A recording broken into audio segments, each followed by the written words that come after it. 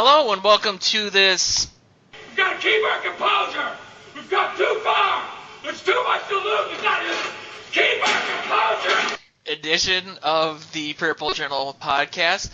I am your host extraordinaire, Joe Johnson, owner of purplePTSD.com / the lowest average bank account amount in Wells Fargo history. Here with Joe Oberly. Yeah, my bank account's higher than his. That's for sure. It's not saying much. And his bank account is higher than mine because he writes for the Sports Post in addition to purplePTSD.com.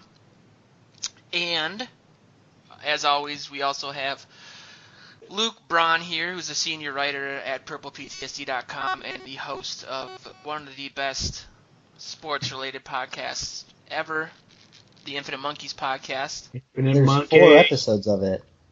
Yeah, but it's existed for like a month. The bar's low though because it's like we love Infinite Monkeys. You didn't go. I had a lot of fun with it. It's good, man, and you didn't go for it's a lot of fun. I listen to a lot of satellite radio because I've been stealing my dad's Buick, and I just every football-related podcast or show, it's always some stupid pun like the Outkick the Coverage podcast or the Personal Foul podcast. Who wouldn't tune into a podcast called Infinite Monkeys? I mean, I harken back to Barrel of Monkeys when I was a kid. I mean, that was always fun. You should use that as a logo. I mean, it's Infinite Monkeys. It's so fun. My grandpa was born in 1912, and we used to go to his house like 3-4 times a week because he lived like 6 blocks from us over on Victory Memorial Drive, and all the toys that he had were from like the 40s, so they were like real steel, like the ones the government didn't melt down for the war, and like a real chemistry set that had like legit uranium in it. It was it was fun, but he had Barrel of Monkeys, and that was always one of my favorites. Or that game with the pegs on the triangle where you try to get rid of all the pegs. God, the 40s sucked. But this is a football podcast, so football. And brought to you by who? That's a good question. Oh, it's I have no idea. It's brought to you by. We've never had a sponsor. Well, it's I like to be honest with our audience. So we'll see if we continue to have that sponsor. But for the sake of loyalty, friendship, and guilt, we're brought to you by SkullYourHome.com. Yeah, you bet. If you guys want to help us out and have us continue to have Skull Your Home as a sponsor, do us a favor, buy a house. It's a website to search for different homes in the metro area and also to get in contact with Nick Wimpress, who's a giant Vikings fan, throws lots of Vikings parties, and he likes to sell houses to Vikings fans as well. So yeah, this week it was a short week for us because we did our last show on Friday, but there's some stuff in the news, I suppose. Right before we started the show, there was a cryptic tweet sent out by podcast favorite player Adrian Peterson. That's a redundancy. Luke's the one that runs our Twitter and catches these things. So if you want to kind of go into the Adrian Peterson tweet, I already forgot what he said. He said he was like, the Giants have been making interesting moves. So. And weren't those moves from about a week ago or? Yeah, I mean the inferred meaning is one of those moves was to release Rashad Jennings, like up the gut power back, which is the same thing Adrian Peterson is. Some other people on other podcasts have said, or I think the Around the NFL podcast is a good listen for like league-wide things. But they said that Adrian Peterson would be a good fit in New York. I really disagree. They spend almost all of their time in 3 wide and the shotgun, which we know he's not very good at that. Weren't the Giants one of the teams that he said he was interested in going to, or am I? Correct. That's another reason. Wrong? Correct. I'm sure he would enjoy it, but it wouldn't be a good scheme fit. But I don't know, he can do what he wants. I was listening to 1500 ESPN 1500 today, and Ben Gessling was on there talking. He wrote a story today about all the places that Peterson could potentially go to, and first of all, of course, talking about the Giants, the Tampa Bay Bucks, and even the Dallas Cowboys, places that Peterson had mentioned, and there was some steam for the Cowboys. But then he talked about a few more, and he mentioned the Patriots as because if he would fit it right into that system, the way they used LeGarrette Blount, run him, beat the heck out of you with LeGarrette Blount, and then start, bring in and throw 77 passes to both Deion, what's his name, and James White, and Deion Lewis, and which made some sense. But they've got LeGarrette Blount for $1 million this year. He's due for a raise next year, but Peterson's not going to play even a third of a role for that kind of money. And then you look at Access Vikings, and they've tweeted, "Where's Adrian Peterson headed?" Well, everywhere, says Rand Paul. So I mean, it's all kind of silly. Well, looking at the teams that he named, I thought it was kind of odd that he chose like Tampa. I know they're like a young and up and coming team, but it seemed more like a weather move. It didn't seem like he was looking for a ring as much as a nice place to impregnate. That's a hilarious destination, because second to Adrian Peterson, the highest paid running back in the league last year was Doug Martin. So I don't know. I guess Tampa could just spend their whole salary cap on overrated running backs. Exactly. Right. 2 years ago, as I wrote in my story for Purple PTSD, 2 years ago they were 1-2 in rushing yards in the NFL. So do you need two of those guys? Well, how many teams really would want Adrian Peterson in the first place? I think that's a big part of it. I mean, who wants an expensive 32-year-old running back who's going to demand 20 carries a game? Not many teams run a scheme that way anymore, or at least not with one running back. And to me, the Raiders. Yeah. Because they are probably not keeping Latavius Murray. I think the rumors are that Latavius Murray might be on his way out, and they could use a guy to back up whoever their backup is, who's like this super electric young guy. How long is what's his face supposed to be out with his broken leg? Carr. Oh God, I have no idea. Because if he's out for a significant part of the season, it would kind of make sense to have I would think, yeah. I don't know. I always thought about the Patriots being the place for Peterson to go, just because it seems like all of our legends end up there outside of Kirby Puckett.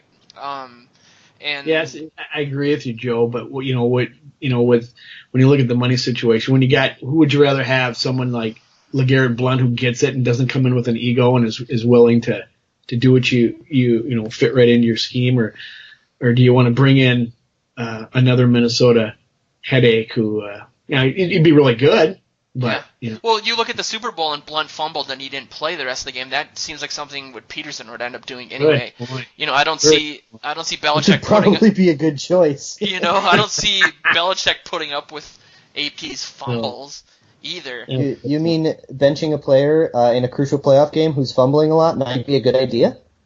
Why I never. I really am excited to see what the market's going to be for this guy.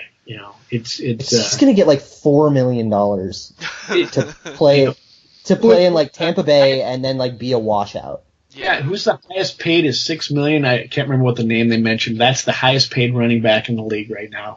And if he thinks he's going to get anything in double figures, he's smoking something that.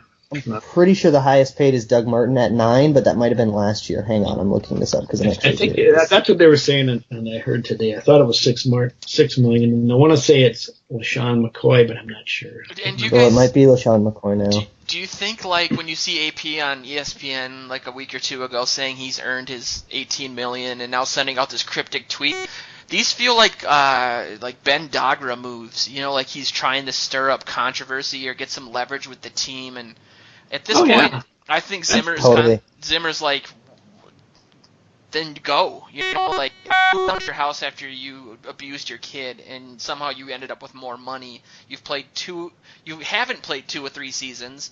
Granted, you did a good job. I mean, he did what they wanted him to do. He led the league in rushing. Granted, he had a ton of attempts. But I just feel like the patience is completely gone with the team, and maybe I agree. I'm projecting because my patience is gone, and I'm the type of guy who sticks with players that I like. I mean, I just wrote an article about Randy Moss and how I think he's the greatest ever, and how I think it's a joke that people think Jerry Rice is better than him. And I stopped buying season tickets for the Timberwolves and KG left. At this point, it's just like it's enough already. It's not trending up. It's not trending up with Adrian Peterson. It's not going to get any better than it already has been. So yeah, but then at the same time, it's like, what do we do without him? I don't think they have the answer. Pass the ball to running backs. Have running backs who can block. Ooh, that's also helpful. Yeah, I suppose. I'm so done with him. I'm so done with it. Like people have overrated him since 2013. I mean, he didn't play in 2014, which you can fault him for that because it was an off-field issue.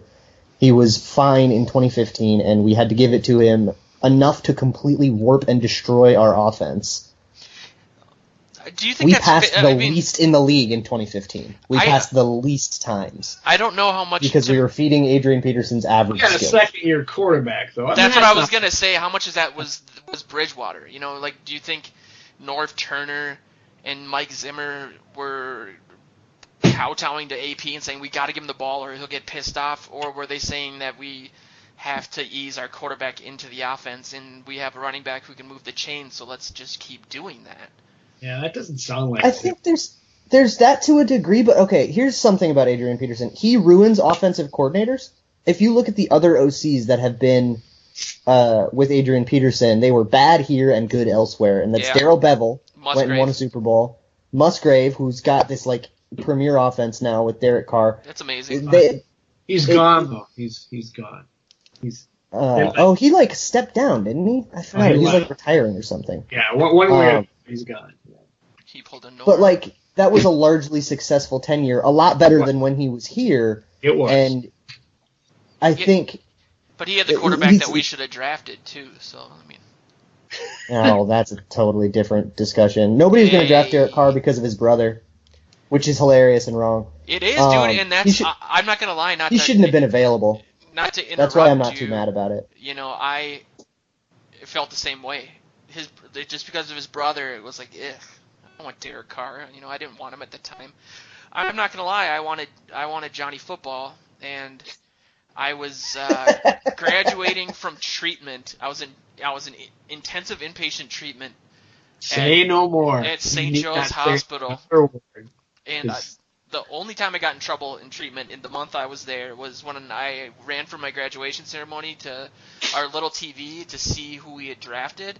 And I saw, I was waiting for the ticker to go by and it said Anthony Barr at 9, and I screamed the F word at the top of my lungs, and the security had to come because we were next to the maternity ward. This is such a white trash story, but I can't help but tell because it's so true. This is a very white trash story. But, and it was especially because it was Johnny Manziel too, my soulmate at the time. Anyway, that's my credibility. So what I was saying about him though, offensive coordinators tend to overfeed him because there's this myth that Adrian Peterson can win games by himself because apparently it's still 2012. He can't do that anymore. He can be fine. He can be an okay power guy, but he can't carry your offense to the playoffs. It's not 2012 anymore. By the way, I looked it up. Well, didn't he do next that? Year, No, he didn't do that, did he?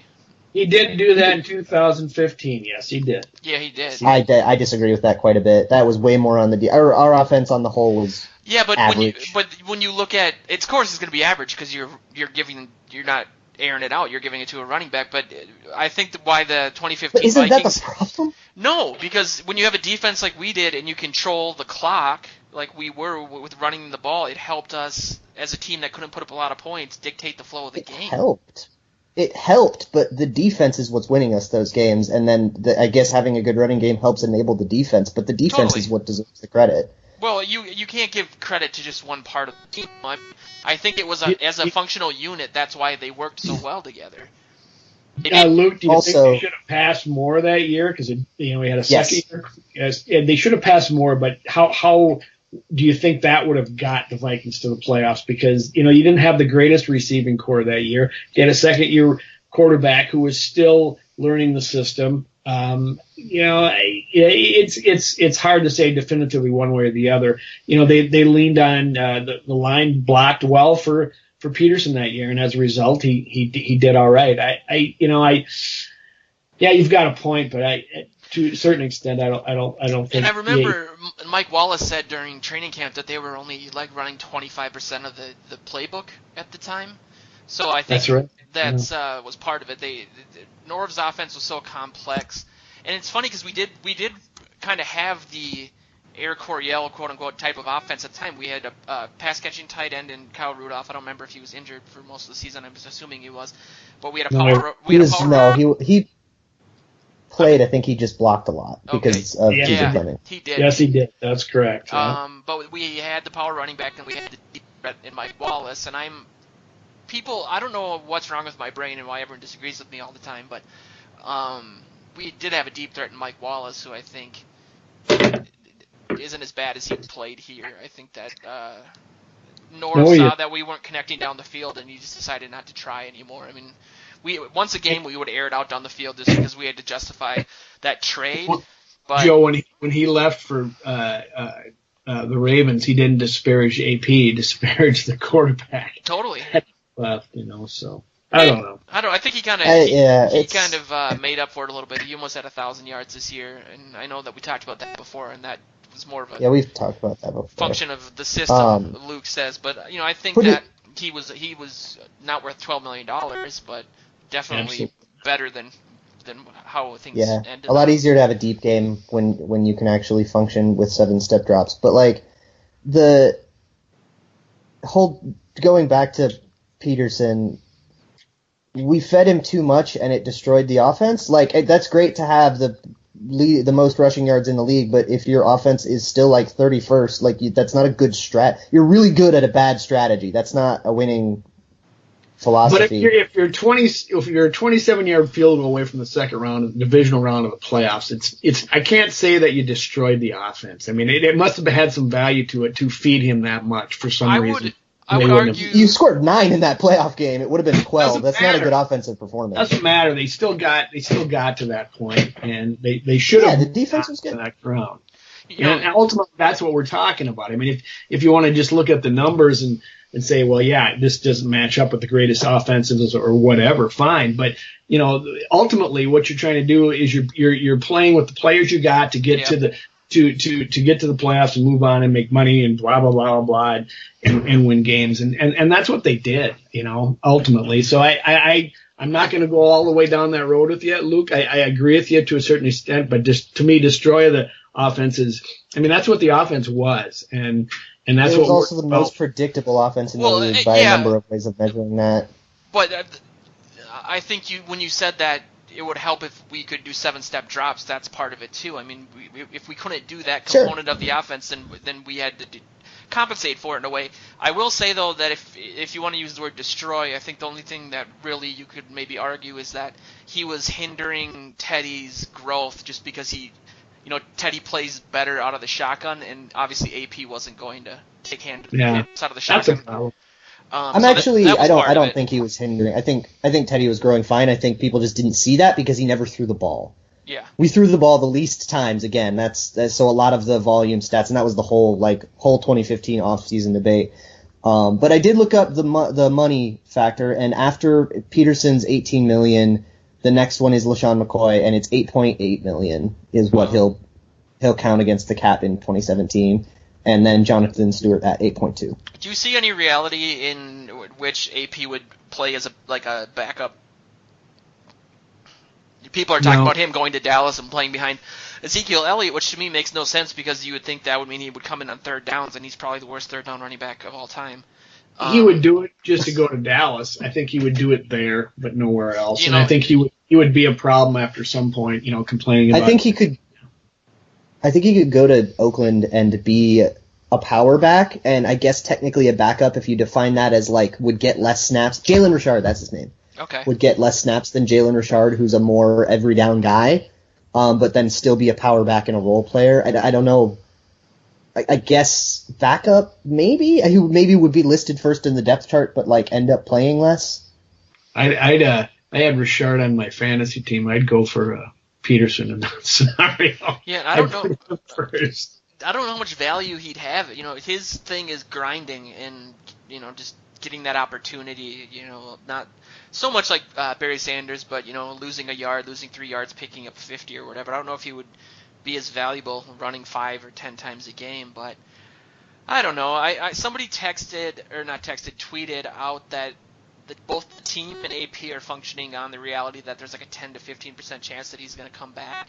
Do you guys really feel like he's done here? Well, I really get that vibe. Yeah, I said last week that Paul Charchian said those same numbers, 10 to 15% chance, and you know he knows what's going on. I you know when you start seeing these tweets from Peterson, he's trying to grease the skids, and you know to go somewhere else, and he's already mentioned it before, and you know I don't think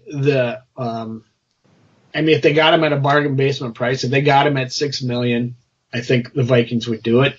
But I don't think they're gonna, you know, want to in any stretch of the imagination break the bank for this guy and try to keep him. I don't think the will is there on either side.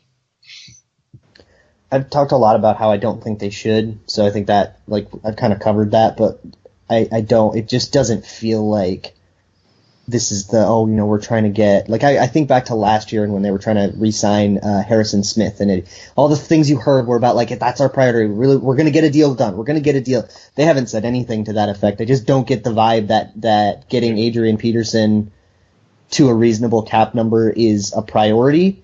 I haven't really heard anything, which probably means they're trying to do some behind-the-scenes dealing and saying, hey, will you take $5 million? No? Okay, well, then we'll release you. Yeah. Right. I can't argue with that. So what do you think we'll do going into the season then at running back? Do you think that we're going to end up drafting somebody? I think you could go with McKinnon, Asiata, and a mid-round dude, like one of our fourth-rounders. What kind of guy? What kind of guy though? Like I was thinking, I really like. I've been looking at lists of like running back rankings for the draft, and I like. Oh God, I had it pulled up and now I lost it. The guy from Ohio State I really like, but he's been compared to like Percy Harvin. He's like more of a small pass catching running back that could almost play receiver. And I've seen him like ranked as like the 15th running back, but the list like face running back in the draft, so I don't know if he'd be available. But do you guys think we need like a downhill runner or like more of a pass catcher? That'd be great. Then we could have Cordero Patterson as a receiver that wants to play running back, and this guy who's a running back that could play receiver. So then we're set. Sounds very Vikingsy. Yeah, I don't know. I was just, I don't know. I think it's supposedly a deep running back. Curtis Samuel, is that your guy?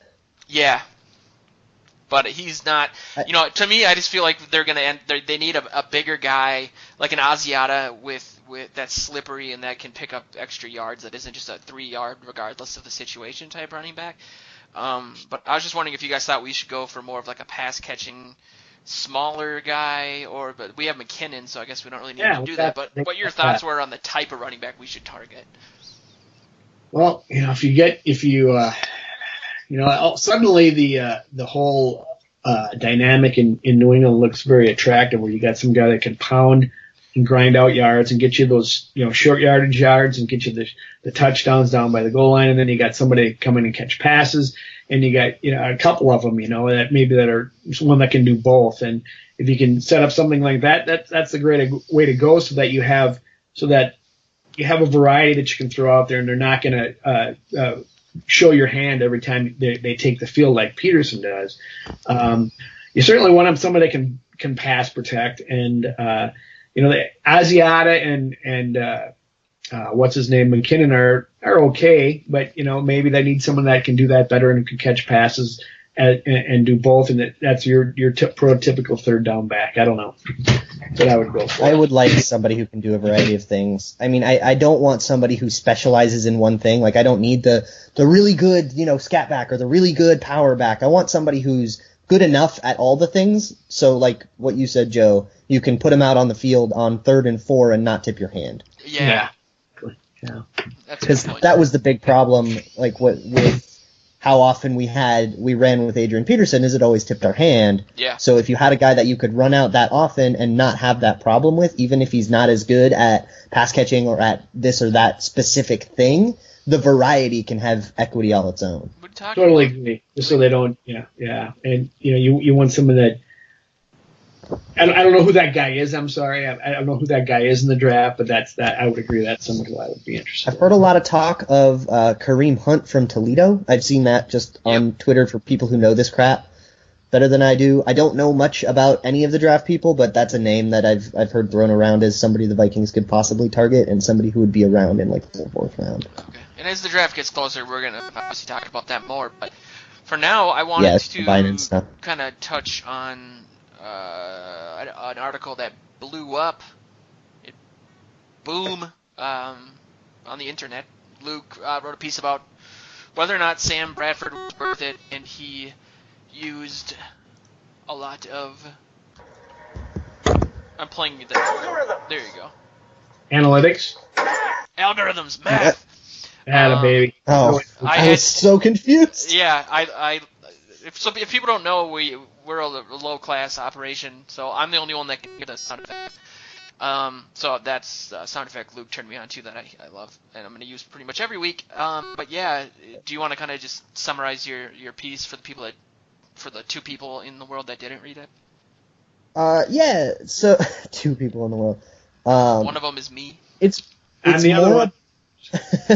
All right. So it's less about coming up with a definitive answer to the question, because answering that question depends on a whole bunch of really subjective matters, like, is completion percentage important? Do you think, how much more important are third down passes than first down passes? Because different stats, like, measure and weight those things differently, and your opinion on that is going to probably align with your opinion on, like, which stat is more correct. Like, he was 19th in yards per attempt in 2016, but 6th in passer rating. Like, which one do you look at? And that all depends on, like, which things you think are important. So, it's more about this. It's more about taking it and framing it in a way that weeds out all these, like, useless questions. Like, well, would Teddy have been better? It's like, well, we didn't have. That's not an option, so it doesn't really matter. Yeah. And, well, can Sam Bradford take us to a Super Bowl? Like, that's a nebulous kind of, you can't define that. Who's the worst quarterback that can take you to a Super Bowl? Like, any of them could, really, technically, who knows? The Ravens guy. Yeah, there's a Brad Johnson every once in a while, or last year's Peyton Manning. Like, that happens, and you don't, like, who's the worst quarterback?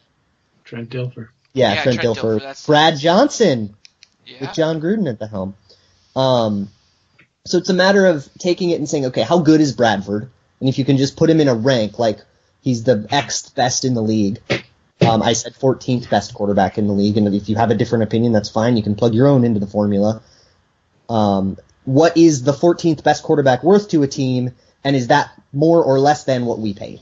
And that's kind of how and then it goes into detail on answering all of those questions and how to define those things.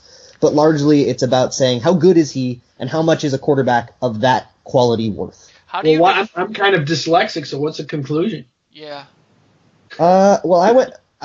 personally, is it more of like an interpret it yourself sort of deal? I think you can insert your own opinions into this same thing and follow along the same way and get an answer that's different than mine, and I want to emphasize that that's okay, and that's an all right thing to say. Personally, I said he was the 14th best quarterback in the league. The deal of a first and a fourth and the contract we paid him and then are going to pay him next year, all of that culminates into a small net loss, but it's pretty even, but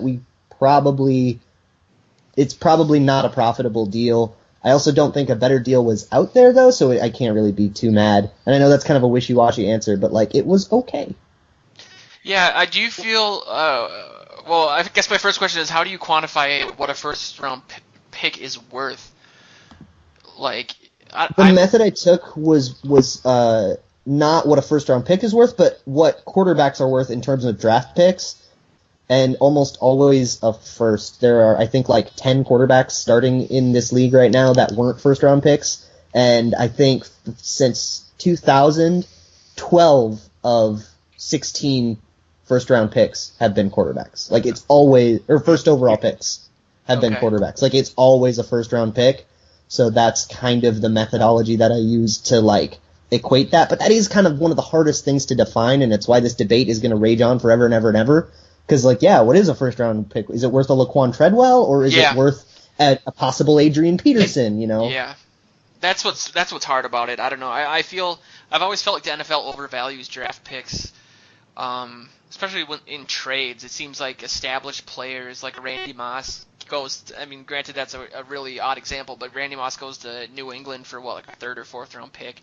And he's an established. That was Oakland being bad at this. Yeah, so it's a bad example, but that happens all the time. I mean, you have guys that are in their prime physically, and they're going for fifth, sixth round picks, and you know what you're going to get out of them. Whereas it's kind of a crapshoot with even first round picks, as we found out. That's where hope is sold at its highest level is the first round. Hope is sold. You know, I feel like wouldn't you be happy if we, the detractors from Bradford, if we drafted a rookie who played like Bradford played this season, though? Like, can't you look at it that way? Granted, he's 30 and he's not going to be around for a while, but it's the NFL, so nothing's in stone. But I think people would have been ecstatic if this was Bridgewater. People would have been ecstatic if this was Bridgewater, and that's because then we wouldn't have had two recent first-round picks tied up in the quarterback position. I still feel like that when people make that comparison, they're kind of taken away from what Bradford accomplished this season. And I'm not a big completion percentage guy either, just because there's a lot that goes into why he got that. I mean, it was more of a record out of necessity than some sort of accomplishment. But and stuff like ESPN QBR kind of illustrates that. Luke, you said it was a wishy-washy conclusion, but I think that's absolutely very close to what it's going to be. I mean, this guy is if you look at it objectively and not even applying numbers to it, I mean, he's on his third team now. He was the first overall draft choice. That should have been the guy should have been the next Peyton Manning, but that's not happened that way. And he's not a blue chipper you can just bank on. He's going to require debate and this kind of thing applied to him. I think it's fascinating, and I think the Vikings have to sign him and extend him just because of the uncertainty they have at the position. But it's not a slam dunk deal. That's how I feel. Are they going to restructure his? Are they trying to restructure his contract this offseason? No, but I would love to see it, but probably not. I saw a story out there saying should he be extended, and that's the next question you're going to have to ask on this guy. It's going to be asked. I mean, they got him this year, and maybe they start talking to him this year to try to maybe a better, more cap friendly number this year and extend him for longer and backload or do whatever they do. But I think it's going to be in the conversation very soon. Yeah, I always thought that was the plan during the season. Everyone was talking about that. Between him and AP, that's $35 million against the cap, and that was going to have to be reduced or whatever. But maybe, he has no incentive to do that. I mean. No, he doesn't. But if he likes playing here and he likes playing for Schumer, I'm sorry, it might be a good. He had a good year this year, and if they're going to bolster his offensive line in front of him, they've got a great defense behind him, and it's a good place to be, I think. Yeah, and speaking of the offensive line, there's a few topics we were going to bring up even last week, but it seems that Matt Khalil's been getting a lot of press, at least on our site. AJ Mansour's written a couple articles the last 2 weeks. Joe wrote an article about Khalil, and I think AJ's point is that the offseason hinders on us re-signing Khalil, not necessarily because he's a blue chip player, but just kind of out of necessity or whatever. But with that, the Vikings obviously moved on from Fusco and Mike Harris late last week, so it looks like obviously there's going to be a lot of changes at offensive line. But what do you guys think about the Khalil situation, first of all? What I wrote in the story is I think ultimately my conclusion is they have to sign him. It's either, I know that Luke wrote a piece before that talking about examining who, I shouldn't speak to the story, but, saying applying numbers and algorithms to, who's the best guy to go after, and there are some people out there. I think ultimately it comes down to they may end up having to really go after Khalil because he's here and he knows the system and what have you and the people, and he wants to be here, but it's going to cost him a pretty penny more than they probably want to pay for him. But I think they definitely need one of these top name guys in at the left tackle, and there's really not anybody out there to Is his only leverage the fact that Marcus looks so bad? I mean, he's been injured so often, and his play has been so up and down. I know it's an important position, and it's obviously hard to find. Pro Bowler as a rookie, and everything else after that can be attributed to injury. You know, he's only missed. This is the first season that he's missed any games, so he's a gamer, and he goes out there and plays whether he should be or not. I think he's. I don't know. I mean, there's plenty of not to be in love with him about, but I think ultimately when you look around, what are you going to do? I mean, we also have the idea that, what's his name, Alex Boone likes playing next to him and said he played better next to him than anybody else, so you like that, but I don't know. It's a crapshoot. Yeah, I worry about his hip, too. That's like outside of the Achilles, that's not the best injury for a guy at that position. Yep. But I know that before the show we were talking, Luke had said that a lot of people were looking at maybe getting Andrew Whitworth from the Bengals, who's a 35-year-old left tackle, but who's not really shown any signs of slowing down. But it looks like the Bengals are looking to keep him. Luke, is that what you? Yeah, there have been.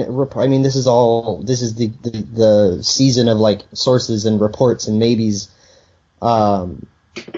But the sources reports coming out of Cincinnati are that they're prioritizing keeping him. Now, who knows? They could still end up not getting a deal done and he can hit the open market, but it looks like Cincinnati really wants to keep him. So it's probably best to move forward not thinking that he's going to be the option, especially because we would have to make the Khalil decision before we know the outcome of the Whitworth decision. And we'd hate to be to chance it, and then Cincinnati does sign Whitworth, and then we're stuck with like Marshall Newhouse or some crap. Then he'll be the Clint Bowling and who's the defensive player that used the Vikings to leverage a bigger contract. Michael Johnson, and then he sucked. Yeah. And then we got Danielle Hunter instead. Yeah. So that worked out. Yes, it did. Yeah, I'm looking at. There's an article where it says I want to be back from December 2016, and Pro Football Focus ranked him as the number 2 tackle last season. So yeah, they'd be stupid to let him go. But who knows? I've been looking at some Bengals blogs and websites, and it seems like the writers feel that the team has a history of letting players leave. So maybe we can take advantage of that. But outside of that, were you guys surprised by the Fusco? I know Harris had some injuries, so maybe that wasn't a skill or play decision, because he was really great at filling in at multiple positions or whatever. Yeah, that's but yeah, what were your thoughts on that? I was surprised by Fusco and bummed out by Harris, because he always hoped that whatever was bothering him this past season, that he would have, gotten through it and come back, because I know they liked him 2 seasons ago when he played right tackle instead of Fusco, who moved to left. And Fusco is just I don't know what happened there after, he started his second season, 16 games, and did well, and they re-signed him or I should say they extended him and wanted to keep him around, and one of those late draft picks that Spielman picked up that you wanted to extend and say, hey, this is what we do around here. And boy, it went to hell in a handbasket awful quick, and it was really disappointing because I probably said it last week. I think he's a great guy, and he worked his tail off, but for some reason it's just not didn't happen for him. I'm reading too that the Bengals need to re-sign Kevin Zeitler, and that according to Sport Track, he's looking at getting almost $12 million a year. So maybe that's a reason why one of those two guys might end up on the market, and if that Zeitler is younger and supposedly really good.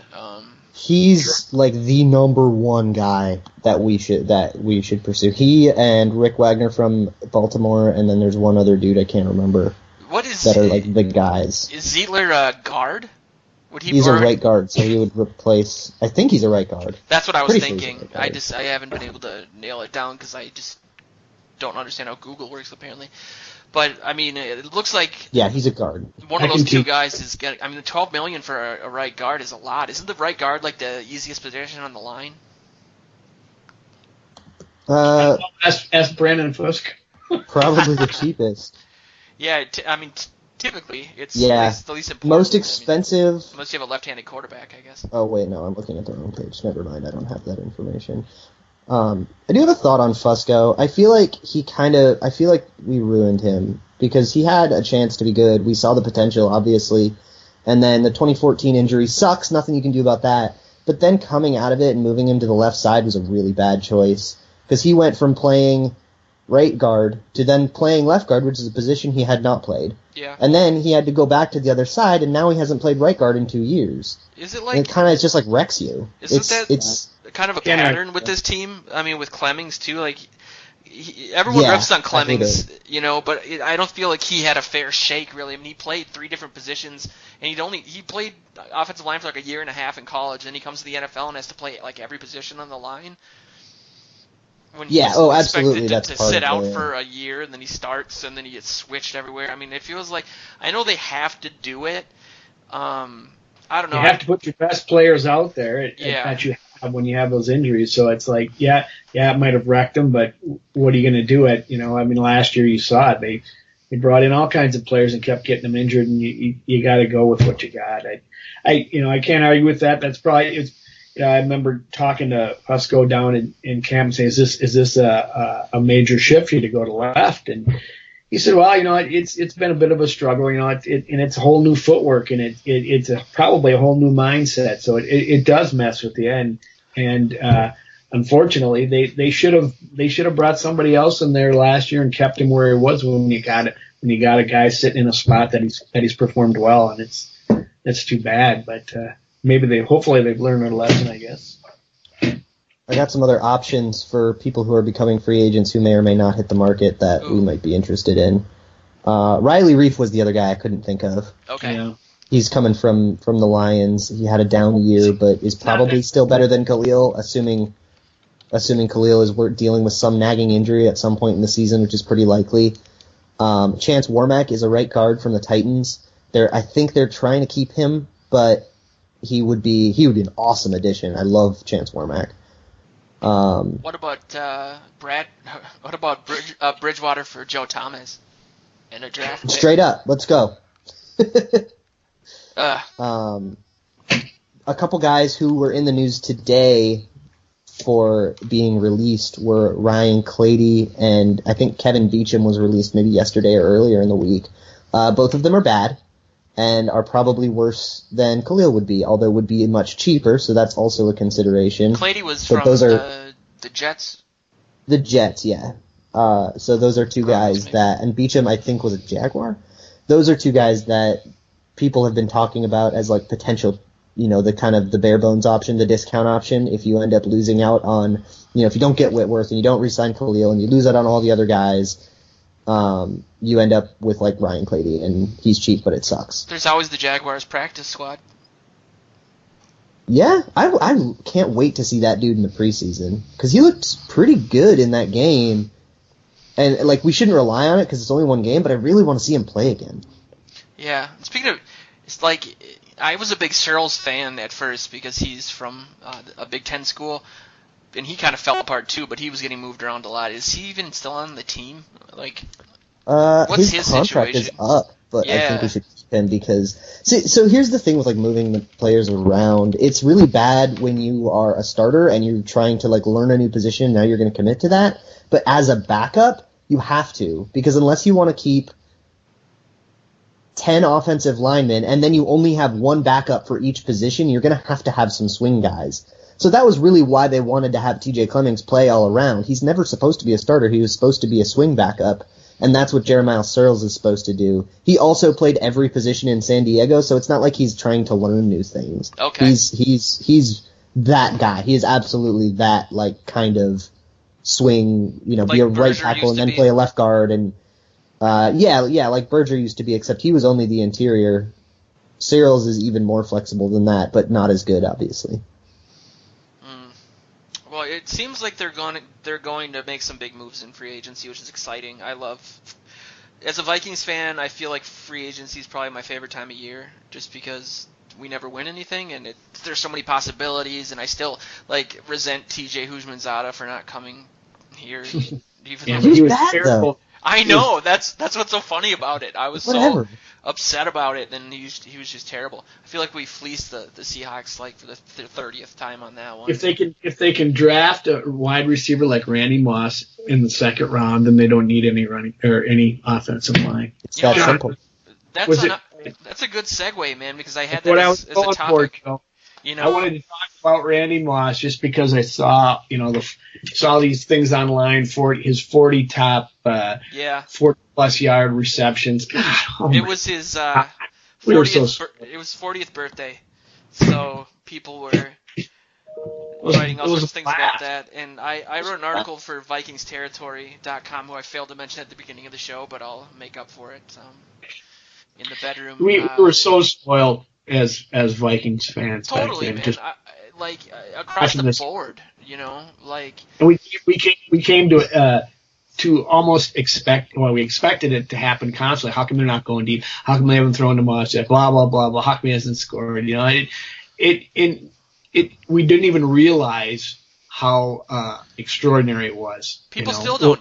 I posted an article for Vikings Territory that I put on Purple PTSD. They asked me what my favorite catch of his was, and I had to break it down into 3 catches. And one of them was the moon, because I felt like that summed up his career to a T. He was injured. He burned Al Harris, quoting Joe Buck. And then he does something that people don't understand the context of, and it became this huge scandal for no reason. And you have people, well, that's bad, little kids are watching, and blah blah blah. I feel like he didn't get enough credit for playing when he was injured. I feel like he single-handedly won the first playoff game in the history between us in Green Bay. Well, then he gets crap for it from these stupid people who are still commenting on our Facebook page like he's an ass or I don't like him. Joe, it's like, I think there's numbers out there that support the fact that in grade schools all over Minnesota after that next week, the guys are taking down their pants and mooning different people. I think it happened all over the place. He ruined lives. Yes, I mean it was incredible. No, I'm being facetious, but the context of that, you're exactly right. Once you learn that, I said, God, I wish he would have done it again. Or done it for real. They had it coming. Yeah, absolutely. And he didn't take down his pants. He just mimicked it. Sorry. I think he got caught up. He got, not to interrupt you, but I think he got caught up a lot in with what T.O. was doing, which was a lot more detrimental to the teams he played for. And then the Janet Jackson thing happened, and the NFL freaked out. So Joe Buck was overcompensating. People were mad when he said straight cash, homie, because people in Minnesota work hard, and $10,000 is a lot of money. How was that a scandal? It was hilarious. And now it's like his catchphrase on TV. He was on that KG show on TNT, and they were talking about that. No, I feel like he's my favorite player ever. He's the reason that I even have a Vikings website. I was 13 when we drafted him, and I went from watching games with my dad out of obligation to loving the team. And I think that I will say went a little far though when he berated a season ticket holder on the bus, and when he drilled somebody, or not drilled, but nudged somebody, a police person with officer Sure. with his with his car. That's a little over the line. Totally, and he should be punished for that, and he was. But when you put up 9,300 yards and 92 touchdowns in your first 7 seasons, and people are running you out of town, it was the greatest ever. It was. I mean, we don't appreciate it for what it was. And when you take all those in context and see one after another, it's like, God dang, he was fun to watch. Holy fun. Before the Broncos, the 2 high-scoring offenses were Randy Moss and 2 different teams, 7 years apart. He transformed the game, and it was like playing NFL 2K for people that are on the cusp of not being a millennial like me. And there are so many people like yourself that are Vikings fans as a result of this guy. Totally. You know? He was great for the team, and it was my understanding that Ziggy Wilf told Red McCombs, "I'm buying the team, so don't trade Randy Moss," and he did it out of spite. I heard Pete Bursich talking on K-Fan the other day about that whole period of time, and it was amazing that they were shocked. I guess Bursich was a coach, I think, at the time. They were shocked that he was traded. That this came down. I mean, it was all about the sale of the team. You know, he was trying to get rid of the high expensive assets on the team and prepare it to be sold. I mean, he was undercutting salaries across the board for players, coaches, everything else. And this was just another thing. When he talked about McCombs in that regard, what he did to this team, he should have been run out of this town on a rail. Thank you, man. And I was at the game the last season that he owned it, and it was the season that we got fined because we were so far under the salary cap, and he tried to manipulate Winfield's signing bonus to get to the minimum level. And his quote I remember was, "I don't need to add anything to the defense. Our defense is a championship level defense," and our defense was terrible. So I'm sitting there in the fifth row behind the end zone, and McCombs is walking on the sidelines, and these people are trampling one another to shake his hand like he's some sort of Stalin figure. And I just started yelling, why are you, he's ruining this team. Why are you it was before selfies, but why are you doing this? And I feel I feel like when Moss walked off the field for the onside kick, he was mad about that. You know, he was mad that there was no investment in the team, and he wanted to obviously win a championship. And after the game, he said, "I'm upset because we aren't investing in the team, and that's why we blew a lead."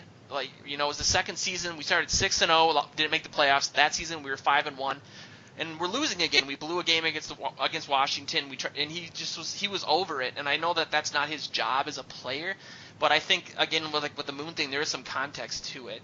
There was.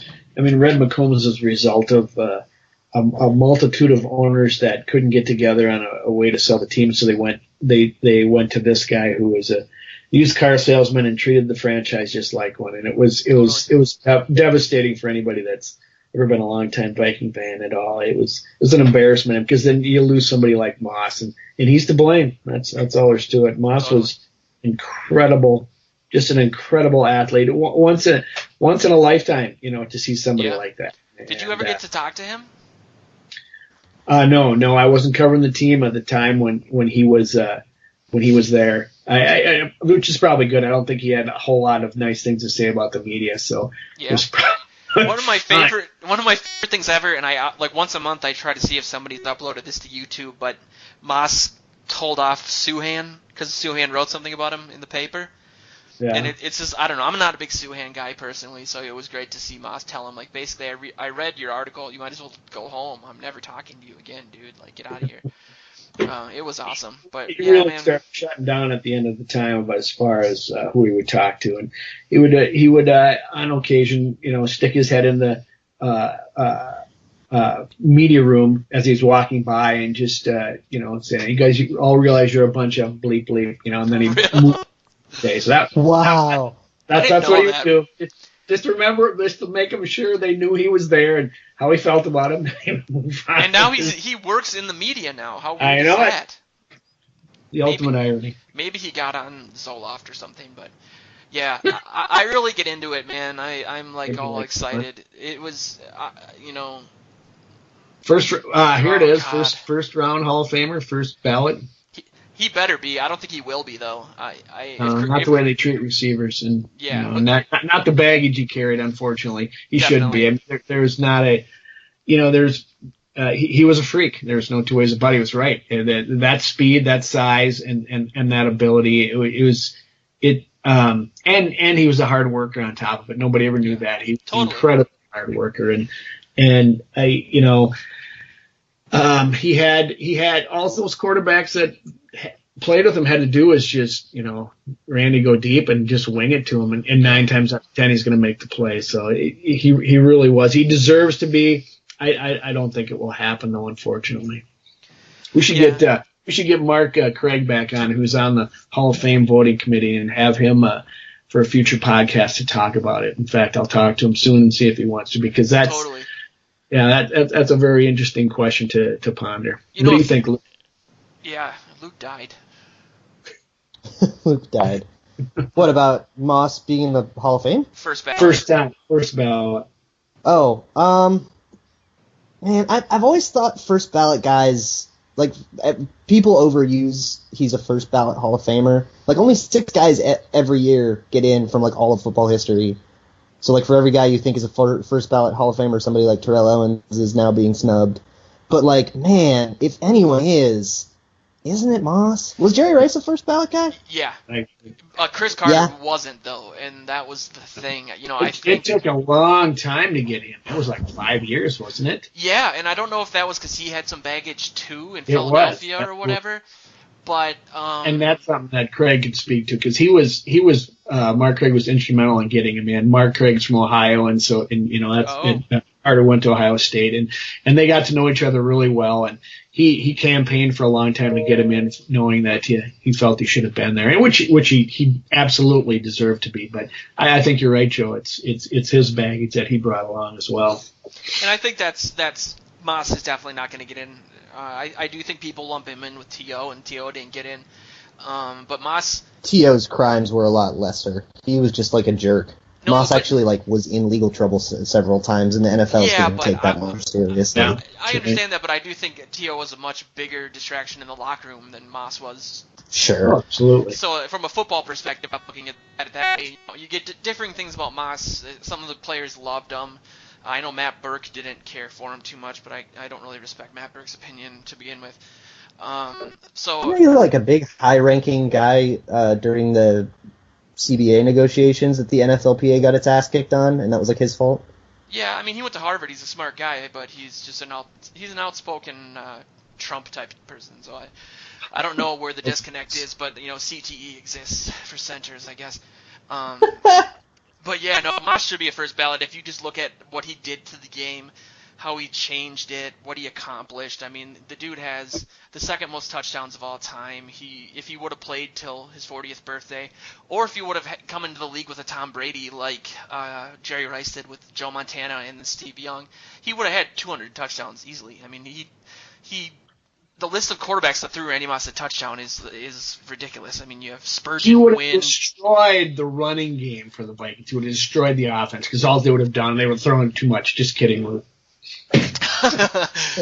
Shade, but yeah, no. Hey, if Dante Culpepper had stayed healthy, Culpepper is the personification of what I don't like about Vikings fans. I think his head got too big when he bought that stupid diamond pepper that was like 10 pounds around his neck. He at the Pro Bowl, right before they traded Moss, they asked him if he wanted Moss back on the team because of all the nonsense about the mooning incident in the playoffs and everything, and he was like, basically said, I don't need him. And I do think that a lot of what Culpepper accomplished, or I would say most of what Culpepper accomplished, was because of Randy Moss. I mean, everyone points to the 39 touchdown season. Moss only had 11 touchdowns that year, but how did he change the offense? Like how much coverage did he draw to open up things for the other receivers, that sort of thing. I think that Culpepper should have kind of defended him a little bit more, as opposed to saying, we don't need him. I mean, we'll be fine without him. Like, okay. Don't sugarcoat it, Joe. Tell us how you really feel about Randy Moss. Come on. I want him inside of me. And I think there's good chances. When we lost Moss, he was in his prime. Yeah. But now we're overusing Adrian Peterson, who's very far past it. Yeah. It's a different thing. Although we've now been spoiled by like all-time wide receivers and now an all-time running back. I was going to ask who's more spoiled, us with AP and Moss back-to-back, or Green Bay with Favre and Aaron Rodgers? I think it's a stupid question, but that's Jesus a very Christ, good get out of here with that. That's a good question. I mean, God, just give these guys a normal quarterback after seriously. This. They're due. Can they have one Jake Locker? they got to be due for one, like a decade or two of just garbage. Unless they evaluate him better than anybody else. That's because the city owns the team and blah, blah, blah. Because the city owns the team.